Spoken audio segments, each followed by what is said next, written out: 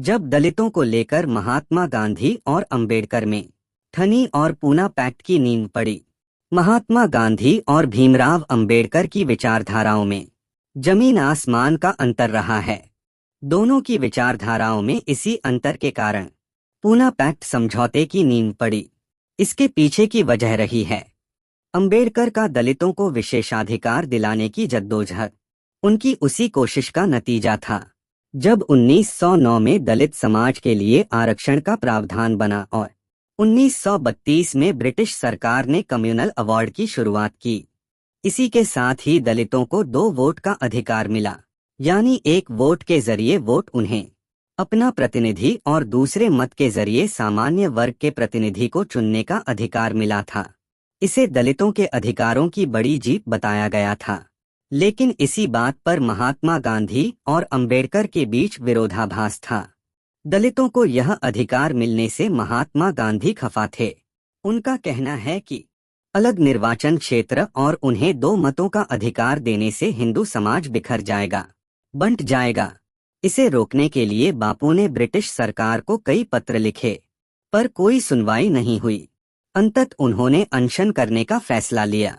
वह पुणे की यरवदा जेल में अनशन पर बैठे और अपनी बात पर अड़े रहे। अनशन के जरिए महात्मा गांधी ने साफ तौर पर अपना विरोध जता दिया था, लेकिन अंबेडकर का कहना था इससे दलितों का उत्थान होगा। यह उनके अधिकार और विकास की दिशा में बड़ा फैसला साबित होगा। महात्मा गांधी ने 18 अगस्त को तत्कालीन ब्रिटिश पीएम रेमजे मैकडोनाल्ड को पत्र लिखकर विरोध जताया। उन्होंने लिखा, अपनी जिंदगी को दांव पर लगाकर मैं इस फैसले का विरोध कर रहा हूँ। मैं इस अलगाव के खिलाफ हूँ। ब्रिटिश सरकार से इस पर रोक लगाने की बात कही, लेकिन रोक नहीं लगी। उन्होंने 9 सितंबर को दोबारा पत्र लिखकर अपनी बात कही, लेकिन अंग्रेजों ने साफ तौर इस पर रोक लगाने से मना कर दिया। वहीं अंबेडकर का कहना था कि महात्मा गांधी के लिए वो एक जायज मांग पर रोक नहीं लगने देंगे। वो अपने रुख पर कायम रहेंगे। लेकिन जेल में लगातार अनशन के कारण गांधी जी का स्वास्थ्य बिगड़ने लगा। लोगों में संदेश गया कि इसकी वजह अंबेडकर हैं। नतीजा, देश के लोगों में अंबेडकर के लिए नाराजगी और गुस्सा बढ़ने लगा। अंतत अंबेडकर को कदम पीछे लेने पड़े। ब्रिटेनिका के मुताबिक हालात को संभालने के लिए 24 सितंबर 1932 को अंबेडकर पुणे की यरवदा जेल पहुंचे और गांधी जी का अनशन खत्म कराया। यहीं दोनों के बीच एक समझौता हुआ, जिसे पूना पैक्ट कहा गया। इस समझौते के मुताबिक दलितों को मिला अलग निर्वाचन और 2 वोट का अधिकार खत्म कर दिया गया। हालांकि इसकी भरपाई दलितों के लिए आरक्षित सीटों की संख्या बढ़ाकर की गई। इसके अलावा दलित वर्ग को सार्वजनिक सेवाओं तथा स्थानीय संस्थाओं में उनकी शैक्षणिक योग्यता के आधार पर उचित प्रतिनिधित्व देने की बात भी कही गई। लंदन में 1930 से 1932 के दौरान 3 गोलमेज सम्मेलन का आयोजन किया गया था। भीमराव अंबेडकर एकमात्र भारतीय प्रतिनिधि थे जो तीनों गोलमेज सम्मेलन में शामिल हुए थे।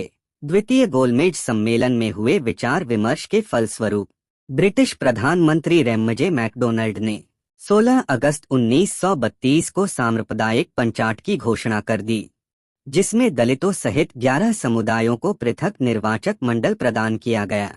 इस पंचाट के तहत भीमराव अंबेडकर द्वारा उठाई गई राजनीतिक प्रतिनिधित्व की मांग को मानते हुए दलित वर्ग को 2 वोटों का अधिकार मिला था।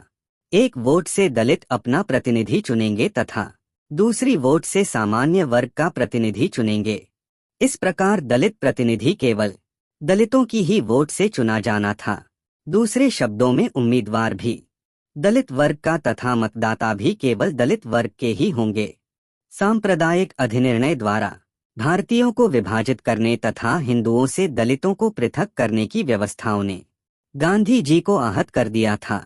कम्युनल अवार्ड की घोषणा होते ही सबसे पहले तो गांधी जी ने ब्रिटिश प्रधानमंत्री को पत्र लिखकर इसे बदलवाने का प्रयास किया, परंतु जब उन्होंने देखा कि यह निर्णय बदला नहीं जा रहा तो उन्होंने आमरण अनशन शुरू किया। दलितों के लिए की गई पृथक निर्वाचक मंडल की व्यवस्था का गांधी जी ने विरोध किया और पूना की यरवदा जेल में 20 सितंबर 1932 को गांधी जी ने अनशन शुरू कर दिया। गांधी जी की हालत खराब होने लगी। तब राजेंद्र प्रसाद व मदन मोहन मालवीय के प्रयासों से 24 सितंबर 1932 को गांधी जी और अंबेडकर के मध्य पूना समझौता हुआ, जिसमें संयुक्त हिंदू निर्वाचन व्यवस्था के अंतर्गत दलितों के लिए स्थान आरक्षित रखने पर सहमति बनी। इसी समझौते को पूना पैक्ट भी कहा जाता है।